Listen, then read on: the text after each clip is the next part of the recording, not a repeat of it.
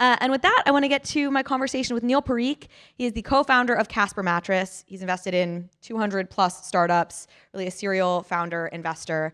We're going to talk about building a business and what you're up to now. I'm sure everybody here is familiar with Casper Mattress or has heard an ad for Casper Mattress or may even have a Casper Mattress. But I think what is so interesting and what folks may not realize is just the degree to which y'all really redefined the mattress category with Casper in a number of different ways, from distribution to marketing. Like everything y'all did was frankly different than how the mattress industry had run previously. So I'd love maybe to just have you give folks an overview of when you were starting Casper, how it came to be, and how you thought about reinventing the model from the top down, and just really explaining that for folks. Cool. Well, first of all, thanks for having me, and excited to be here. The funny thing about the mattress industry, maybe 10 or 15 years ago. Not a sentence I would have expected to hear. I didn't think I was going to say that either. And this was not a category that I ever thought I was going to get into. So my story was I was in medical school before, and I was supposed to be a doctor. And about a year in, I decided I hated it. And I was like, I'm going to go do something else. But I didn't want to tell my parents the truth.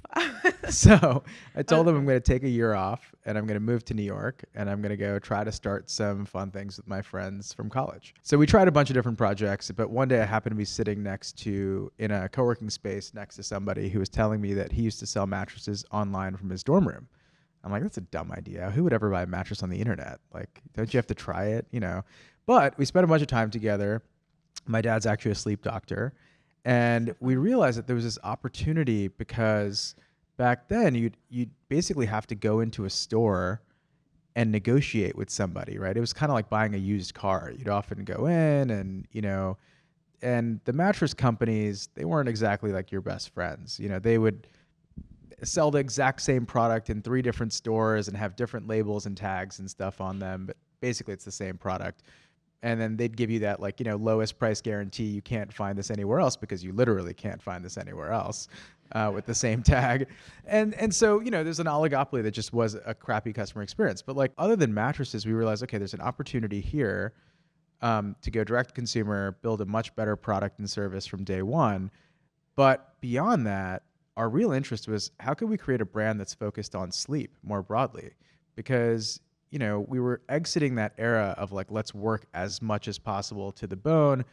Wellness is becoming a lot more popular. We're drinking green juice. We're thinking about our sleep. Is this the Ariana Huffington era, sleep era, or did she come a little later? She came a little bit later, yeah. But it was all around the same time period where I think people were finally saying we should take care of ourselves, right?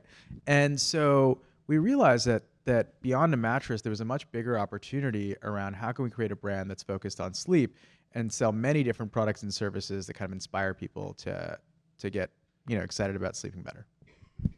And so I want to talk a couple of things. So first, it was somewhat revelatory because, again, you were going direct to consumer, you were selling online. I mean, did that work immediately, or did you have to get the consumer acclimated to the idea of buying a mattress online? Was the appetite there? How was that? We got very lucky. So, April 22nd, 2014, just almost exactly 10 years ago, we launched. We thought we'd only bought 30 beds because we were like, okay, no, who's going to buy this stuff on the internet? And when we launched on that day, we ended up selling $100,000 of product in the first day and $1 million in the first month and $100 million worth in the first, full year of business. Oh my gosh. And honestly, we were not prepared for that. And so it was partly engineered in the sense that we did do quite a lot of marketing and PR and getting people excited by it. But really what it was a testament to is that I think people were so frustrated by the previous way of doing business. Number 2, we'd had very simple messaging. Our whole pitch was you don't need 27 different models, right? My co-founder had worked at IDEO, the design firm. They'd done a bunch of work for other mattress companies. And what we realized is that when you're on a mattress showroom, a lot of the reason they have, or just any, physical store oftentimes, the reason they have many different models is because the more units you have on the floor, the greater the likelihood that somebody's going to pick your product versus somebody else's. It's not necessarily that it's just the best product for everybody. So we started interviewing people and doing our research, and we realized when we gave different beds to different people, almost everybody gravitated towards the exact same model, which is like a medium firm mattress Interesting. that had this, particular makeup. And you're like, oh, that's funny. Like people tell us you need like 18 different configurations, but actually if you don't tell somebody like what they're getting, they all gravitate towards the same thing. Why? Because like actually it turns out, generally speaking, a medium firm mattress, memory foam and latex and stuff is a great product for almost everybody. So we said, okay, what if we just launch one product, right? There's only 6 different sizes. We're not going to have firm and soft and other things. And so I think the point is like, we just really tried to simplify the experience. And the last thing we did is we invented this concept of try it at your house. Like because we didn't have showrooms, we said, okay, we'll give you 40 days to try this product at home. If you don't like it, send it back. And the thing is that actually sleeping on a product is the best way to decide if you like it. And so we sent it to people. And I think that we basically tried to build a company that was really focused on customer service from day one. Orientus, what year was it founded? 2014. Okay. So, and maybe for the last little note we'll talk about here as we talk about Casper and what you guys did so incredibly well. Let's talk about the marketing. I think of it as like a podcast company. And I don't know if it was like if you would consider it an early example of a company that figured out podcasts were an amazing way to sell certain products. But how did you guys approach marketing and why did it work so well? So I think in every moment in time, if you want to get the word out about what you're doing, you have to think about where are we going to find customers that have a product market mindset fit with what we're offering. And 2, you realistically just have to figure out arbitrage. And what that means is that like you have to have a sufficiently high conversion rate and low price point of entry into the marketing to get the math to work. Otherwise, you're going to get hosed. And the thing that most people didn't realize is that back then in 2014, maybe before we get to podcasts, I'll talk about the subway. So, great, yeah. Have you guys been on the New York City subways at some point in your life? Okay, so 2012, 13, 14, nobody advertised in the subways. Okay, the people advertising in the subways were like the pimple popping, the dermatologist or whatever, Dr. Zizmore. I mean, it was like abysmal what was going on in there. But what we realized is, okay, what if we actually did something really cool where we took over the whole train and we made like puzzles and games and like things, because like you're stuck on this thing for half an hour. If you're commuting, we might as well make it a fun experience. And so we negotiated with the MTA and we said, okay, we're going to buy half of the whole train car and we're going to put up this crazy advertising. And they were like, yeah, okay, nobody else is advertising. You can do whatever you want. And so we got these really cheap rates where we would start experimenting. And then we realized, oh, interesting. People like these things. And so we started kind of getting crazier and crazier with some of the advertising. How did you know people were liking them? Was that in there when they would order, they would say online they saw it on a Subway ad? Yeah. And then we'd put like a little promo code that says, use code Subway for $50 off or something. Now, the thing is that internally, we were a bunch of math nerds. And so part of the reason when you see these like promotional codes everywhere, it's partly because you want to give the customer a discount, but really it's because we have a bunch of spreadsheets on the back end saying, okay, where did you hear about this? What's working and where should we keep spending money? So the point was that like subways were early. And then once we realized the subways, we're like, oh, what else do people listen to? Well, before we actually got to podcasts, it was radio. Now, the thing is that we were like a direct consumer company. I had not listened to the radio in a long time. But what we realized is that there's amazing radio hosts all across America. And when they do endorsement advertising, which is like, they get on and they talk about if they really like a product. So we started seeding some of that. And it did remarkably well. And it was also super cheap because startups were not advertising on the radio in Oregon. Like we just happened to like figure out these niche opportunities. And so a lot of it was really thinking about how can you get outside of the box to get the math to work, and then also do brand activations that are really interesting and fun. Like we did a partnership with Uber in the early days where we built these trucks, and in the Uber app you can call one of our like mattress mobiles that would like come to your house, and then you could go take a nap inside of it. And it was like a fun experience you could do. It's so easy, I think, sometimes to look in hindsight. And it's like, oh, yeah, well done. Like all that worked. And there was this blue sky in some ways for y'all to go and play in. And you clearly had the right product and in the right moment. Do you see that kind of blue space right now? Because, in terms of opportunities for entrepreneurs to market or advertise or. Yeah. I think there are always blue sky. And I know. I don't know if is this a real term? Yeah, I think it's blue sky. Right? Yeah. I think there always are, right? The question is, so if you have a business right now, a lot of the challenges are often like, where do you find your customers, right?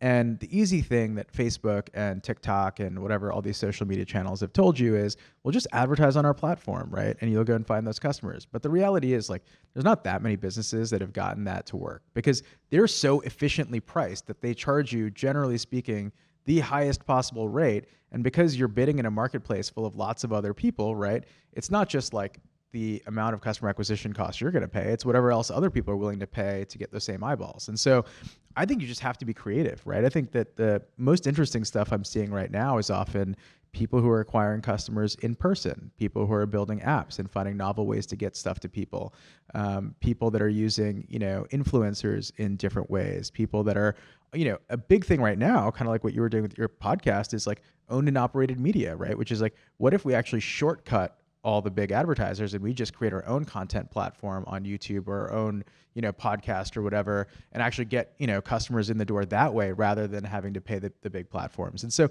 I think you just have to be creative. That's not to say that they don't have a place. Like, I think what's remarkable is if you want to test an idea today and you're like, I have an idea for this concept, you can go home tonight and using AI, you can make an advertisement and you can launch it on Facebook and you can get a sense for $1,000 if there's interest or not. And I think that is amazing. You could test so many ideas. But once you figure out that there's an idea, you might want to think about other ways of scaling that business.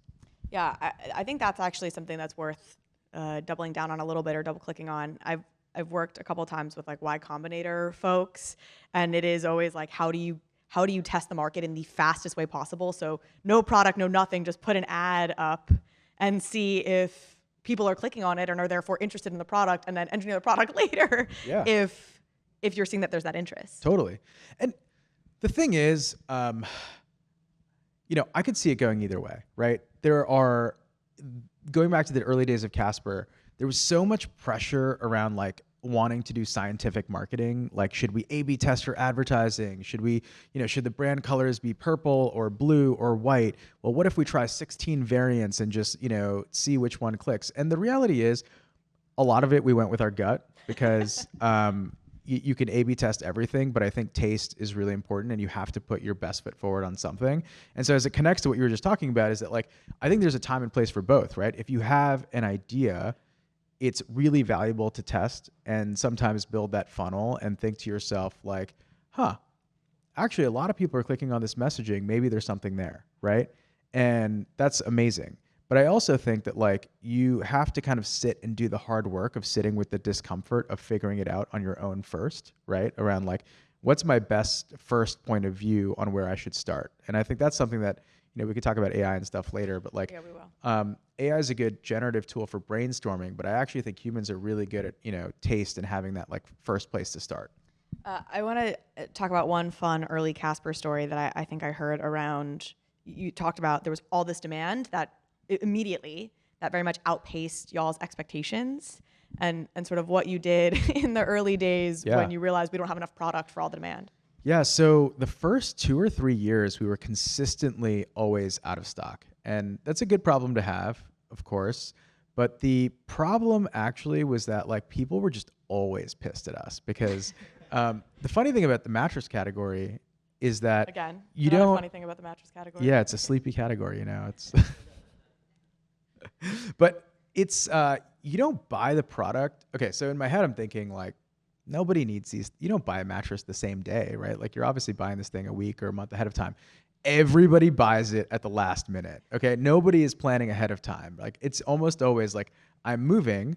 I've already moved into my new house or I've left somebody else's house and I'm moving into a new place. And then you think to yourself, I need a bed. How am I going to sleep tonight? So you go to the mattress store and you're like, I need something right now. Okay, so now fast forward to the Casper experience. So we ended up launching same day delivery in a bunch of cities, which was great. And actually same day delivery at the beginning, this is an example of hacking it. We didn't have a same day delivery service. We just put on our website, call us if you want same day delivery. And then one of us would just jump in an Uber with the mattress and drop it off at your house, But we made it seem like it was a much more sophisticated enterprise. It was actually just UberX and like us. And if we got to their house, and this actually happened once, there was a reporter for GQ, and he had ordered a mattress, and I'm thinking that he wasn't going to write about it, but I was like, okay, if he's if I'm going to drop it off to this guy's house, I better like do it myself and have a, a really good experience. So I get to his house and he lives in a 6-story walk up and this mattress is 80 pounds. And I'm like, oh man, this guy better write a good story about us. But so, I think it's all about like that experimentation and listening to your customers and actually figuring out, what it was. Okay. So sorry. No, you go. All right. So then finally what ended up happening is we ended up realizing, and we kind of realized like we knew we wanted to have great customer service up front, but we learned along the way the things that kind of create that, right? So we had a little button at the bottom that says chat with the founders. And what would happen is you could chat and you could essentially talk to us because we didn't have customer service people. It was just us. And it would like ring our phones and you could talk to us. So all the time people would, start calling in or chatting with us and talking about their problems. And we'd hear these like crazy stories they would have. And that's when we realized, wow, everybody doesn't have a place to sleep. And so if we were delayed on shipping them a mattress, we said, okay, you know what? As a policy, we're just going to ship you an airbed. And so if we were, delayed by 3 or 4 or 5 days or a week or something, we'd send you an airbed. So how do we send you airbeds? We got an Amazon Prime account and we would mail people airbeds from Amazon Prime. Now the problem is we had so many delayed mattresses that Amazon thought we were reselling these airbeds and kept shutting off our accounts because they were like, why are they ordering hundreds of airbeds to send to people? And so, we had to do all kinds of crazy things in the early days, but it set a culture internally of like always going above and beyond because people that are buying products from us are often in a very stressful situation.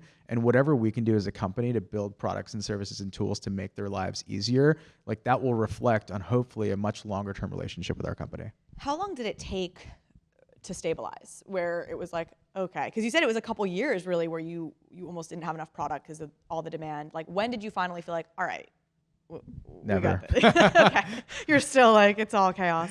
Yeah. I mean, in every phase of the business, there's always like a different challenge. I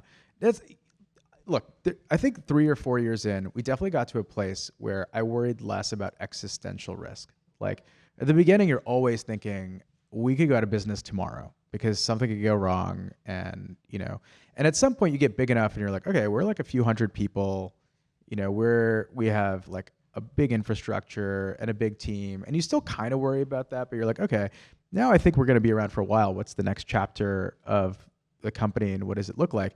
And then you get all these harebrained ideas for things that you should try, and then the chaos starts again. I think there's 4 or 5 co-founders. 5 of us, yeah. That's a big founding team. But I'm curious, what were the first hires? When I just think it's such a unique position to be in, to like launch a product and within a week be like, we've sold way more product than the 30 mattresses we were expecting. Yeah. What were the first hires? So at the beginning, okay, let's think. So there were 5 of us. We split it up. One was working on technology, one on brand, supply chain and operations, marketing, and then kind of like brand marketing and stuff. Then our first few employees were both in the marketing world. We actually had one who focused on PR, who ended up founding this company called Chief, which is an amazing place for women who are professionals to kind of network and learn from each other. And then another one Terry, who worked on paid acquisition marketing. And then the third was actually my roommate, Michael. And Michael was like an investment banker at Piper Jaffray, the firm. And he also really wasn't enjoying that experience. And so I was like, hey, Mike, can you just like kind of come help us out doing customer service like nights and weekends? And, bless his soul, he was like, okay. So after having worked 14 hours at this investment bank, he would come and write customer service emails for us at nights. And like the other thing is we would send every customer a handwritten note. And at some point, there were so many mattresses that we had to mail that we basically set up a table in the middle of the office and we said every single employee has to write 50 handwritten notes before they leave. Otherwise, we're never going to get these all out the door. And so Michael would, sit there, write these handwritten notes. And Michael ended up leading our customer service team and stayed with us for a long time where we switched from banking. But, it was a lot of like, it's funny because at the beginning, you have to beg people because everybody's like, this company, even pre-launch or in the early days, it's not clear that it's going to work. And everybody's like leaving these amazing jobs. And so you're like, please take a chance on us and kind of do this crazy thing. How long did the handwritten notes last? Oh, years. Wow. Yeah. We wrote a lot of notes. Oh my gosh. So, I think something that has been illustrated here and that I know, knowing you a bit, like that 0 to 1 phase, I think you're really exceptional at and have had a lot of experience figuring out like, all right, how do we get this from a total idea, a concept that I'm having with a buddy to a really functioning company. I know you've now continued to work with a lot of startups, again, invested in 200 plus startups at this point. Would love for you to talk about how you work with, like, what do you tell folks? Like, what do you think right now the landscape looks like in terms of the best practices for that 0 to 1 phase? Yeah. So 0 to 1 is like one of the most fun and the most painful experiences that you can ever go through. I'm sure many of you have started companies, so you know that experience. And generally what I mean by that is like that phase from you have an idea for something, there's a problem that exists in the world that you want to solve, and it could be really small. It could be, or it could be really big. Like I want to launch, a nuclear fusion company and change things. So it could range that whole experience, but often it's about honing in on an idea, thinking through, could this idea be a business, right? And then going through the iteration cycles of like, what is it? Talking to customers, actually figuring out like, would people pay for this service, or are my friends just saying this, that they'd buy it? There's this idea called the mom test, right? Which is like, you have to get it to a place where it's like, if your mom says yes to everything to you, like you have to kind of like get past that point, right? That it's a good idea. So I'll give you a story. Like one of our early employees started, actually probably was our second or third employee at Casper, was in the customer service team, a remarkable human being. And I was like, this guy's going to do something special one day. Right after he had left Casper, probably 4 or 5 years in, he said he wanted to start a company, and he had moved to Spain for a while and had fallen in love with the culture. He had met a Spanish girl, and he was like, I want to start the Italy of Spain. Okay, interesting. He's like, I want to bring Spanish culture to the United States. Okay, cool. So we go on walks and we talk about this thing, and he's like, okay, like, is it a location? Is it food? Are we gonna import all this stuff? I'm like, I don't know. It sounds really hard to open an Italy of Spain, but like maybe you should like keep working on like maybe there's another idea here. And so over time, what he realizes, okay, the thing that he really loved was the olives, and we realized he had a passion for cooking. And he had said, what if we actually bring really high quality Spanish olive oil to the United States? And that kind of fit a lot of interesting things for him, because he was obsessed with figuring out, how do we get people healthier? How do we bring an element of Spanish culture that's generally untapped for people? So we said, okay, that's kind of interesting. Like there aren't that many brands that are around olive oil. Maybe there's something there. But then he kept refining this idea. And one day we're sitting in a kitchen and we're with one of our chef friends. And we realized that chefs actually put olive oil in squeezy bottles. They don't put them in glass bottles, because when you're in the kitchen, you use a squeezy bottle. It's much easier to use. And we said, what if we had olive oil that's in a squeezy bottle? Because then everybody would keep it on the countertop. They'd use it a lot more. And actually, we'd feel better about it, because the more you cook your food in olive oil, the healthier you're going to be. And so we actually launched the first, it's called Graza. I don't know if you guys have ever tried it, but it's one of the first olive oils that's in a squeezy bottle. Nice. Endorsement. And it's actually done remarkably well. And so, but that process of getting from a place of where you have an original idea, or at least a hint of an idea, to eventually where you go to, and now they just launched like potato chips and stuff, and which are delicious. But it can often take a few different iteration cycles of like talking to people, checking the idea, honing in some more, backing up, thinking about it. And those are the parts that often people don't talk about. Yeah, what's so interesting, what's coming up for me is even the way where I started this, in hindsight, I look at Casper and I was like, oh, great, you had this insight about how poor the customer experience was in terms of mattresses, or how bad the distribution model was. And you're like, no, we just wanted to work on sleep. Like we had this much bigger picture idea. And it's sort of the same thing here. You could look at Graza and be like, oh, the insight was the squeezy bottle, but the insight actually started with just like Spanish culture, like these kind of bigger ideas that then get honed into something tangibly and tangible on a product. I think you're right. I think though that like that would be giving us a little bit too much credit in a way, because sometimes I think that you both need a big idea, but frankly, it's kind of why sometimes investors talk about the market being so important. And I never really understood it until many iteration cycles later, where I was like, oh, I think often starting a business is like putting up a kite. And if there are really powerful winds that you can catch that are already up there, your business is gonna be way easier, right? And those wins are the market. Those wins are like the idea that like people want this thing, or like the world is kind of like, ready for it. And I think that's why you see some of the fastest growing businesses are often like, it's not that they were geniuses. Often the same idea might be in the water in many different places. And it's why you see like, whether it's scientific invention or great businesses, like why are there a few of them that have a similar idea that often start around the same time? It's usually because like the world is probably like ready for something, and like you've picked up on that thing, and maybe other people are picking up on the same thing too. Well, we talked a little bit before, I have a mother who's a big olive oil person and, has been calling me for years being like, it's all fake. Like the olive oil, they're cutting it with canola oil. Like, Yeah. So I've been kind of aware of olive oil from a totally different, again, not the reason that this new olive oil category or, why Graza was started, but again, it's sort of wind at your back that there's people who are concerned about olive oil for a variety of different reasons, and you're solving that problem across all of them. Yeah. So maybe talk a little bit about what the process was like for this individual in terms of going from, okay, I want to start Spanish Italy to the olives. Was that conversations with you? Was it him? Is he journaling? Is he just thinking about the problem really hard? Like, how do you go from this really big idea to distilling it down to a product? I think it's all of the above. I think for one, it's important. We had a great relationship. We'd go on walks, and to be fair, all the credit goes to the founders of that company. Like I was lucky enough to be helpful on the sidelines. But my point was actually that like when you have an idea, and then I think it's really important to actually talk about your ideas out loud.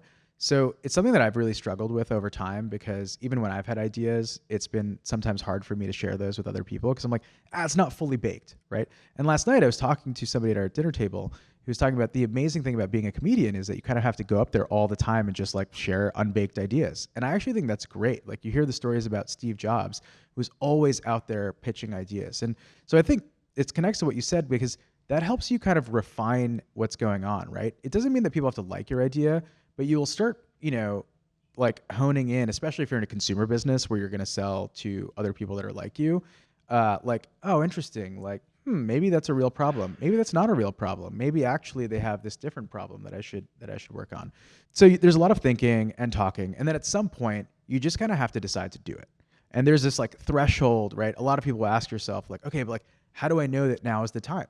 Like, how do I get the confidence that like I should do it? Like, and do I need investors to go and do this, right? Or do I need other people to go and do this? And the answer is sometimes you need investors, and like it's great to pitch people. And I think a lot of times these days you don't, right? You could start, a lot of the greatest companies were not started by, venture capital from day one. They're started because somebody had an idea and they just kind of got started and started proving it out, and then later figured out the financing and stuff. And so I think the most important thing is just to like kind of get out there and get started. Did Graza pay for some Facebook ads and see who clicked on it? I don't think we did. I think we just had a strong hunch. Now, I think that perhaps in both Graza and Casper, where there was a packaging innovation that was a bit disruptive, it was very helpful, and we didn't realize it until later that sometimes, form factor innovations in CPG can be very powerful. Because remember like Go-Gurt, when you'd like drink this like yogurt out of like, yes. What a weird concept, but it crushed it, right? Because Except for it always would cut. It would kind of cut my mouth. Like somebody should have form factored innovated on Go-Gurt. I know. On the Go-Gurt form factor innovation. There's an idea out there. Somebody? Right? Somebody figured this out. And so, I think that sometimes you just have to have a gut instinct, and then start getting out there and try it. Yeah. So let's talk a little bit about what you're up to now, and then we'll open it up to audience questions. So I know. I almost hate to say it but AI, right, is sort of where it feels like everybody who's an entrepreneur right now has to be thinking. Yeah. And I know you're playing in that space as well. So talk to us about what you're working on and what you're thinking about. Yeah. Well, I'll tell you a little bit of the journey. So I became fascinated with AI last year when GPT-4 came out. And frankly, I had never really thought about it before. But the thing that had occurred to me was that there's so many people involved in running a business. And that's amazing. It was like my favorite part of working with a huge team. But actually like the coordinating people starts to get very hard and complicated over time. Like when we went from, and like when I was like 25 or 26 helping run a 500 person company, it's like we had no idea what the heck we were doing, right? And like also we were working with mostly 23-year-olds who also have no idea what they're doing. So it's like the blind leading the blind oftentimes. But so the cool thing about AI is that I think that it has this ability to give people superpowers. Like when I first used ChatGPT and I'm like, whoa, like this is incredible.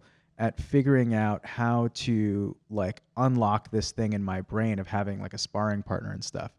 Okay, so how it fits in, I want to talk about what I'm doing, but one of the things that I'm very interested in aside from that is that when it comes to small businesses and entrepreneurship, I think one of the best use cases for AI is going to be how do we help smaller teams scale larger businesses? And I think what's going to happen is like, for a while I was living in Austin and I wanted to start a company related to helping small businesses. So I went and talked to like dozens of small businesses. And I was like, okay, like how do you do your marketing? Okay, what marketing? Like if I have a pizza shop, they're not running Facebook ads most of the time. Why?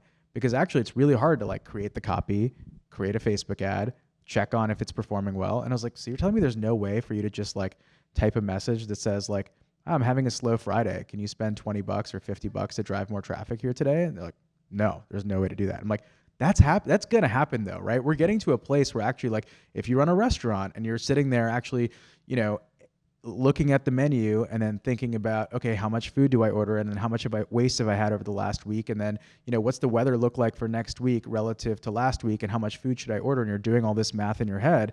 Like we're going to have an AI assistant that can do all that stuff for you so you can make your business more efficient, right? And those are often things that like, I don't want to do anyways. Like they're not necessarily things that people exactly want to do. Now, I also think the flip side is there is real reason to be worried about the changing, you know, world order when it comes to like what happens to all of our jobs, right? Right. Like, We say like, oh, smaller teams are gonna run larger businesses. It's like, what does that mean? Yeah. Practically, that means other people aren't working there anymore. Yeah, exactly. And so it's unclear how the narrative gets written. To me, the positive narrative is, what if we had more small businesses? Like I love small businesses. To me, like when I go to a restaurant and the owner is there, the food is always better 100% of the time, right? They're putting their love into that thing versus going to like a chain. There's nothing wrong with chains, but like it is a different experience, right? And so like, maybe it's because I grew up working in my grandfather's store on like the Rutgers campus in New Brunswick. And like, he was there every single day and all the people in the community knew him. And if like somebody didn't have, like if they didn't bring their wallet, he'd be like, yeah, don't worry about it. Come back tomorrow, right? 7-Eleven's not letting you do that. They're like, you know, and so maybe there's a world in which a positive version of this is that like people don't have to work for other people. Maybe people will start more small businesses and do other things. And so, you know, I think that the story remains yet to be seen what happens, but I think getting, you know, using these tools and figuring out how to scale what you're doing, there's going to be something powerful there if you can lean into it. All right. So the second question is what I'm working on. So I realized that I had a big interest area from sleep into mental health. And, you know, we have obviously a mental health crisis here in the United States and around the world. There has been an enormous uptick in the mental health challenges for people. And so I started thinking about what if we could use, you know, AI to actually help people with their mental health. And so we're still in the early days, but we're doing research around, you know, what are tools that we could use around either helping therapists or helping build, you know, tools that can help people make sense of the world over the next 10 and 20 years as things are changing. And can you share any more details or no? Still too early, but Okay. yes. And do you have a team you're working with, or this is your? Yeah. Okay, Yep. okay, we won't. I won't ask for more. Thank you to Neil. We're gonna take a 5-minute break or so, and then we'll be back with Stephen Dubner.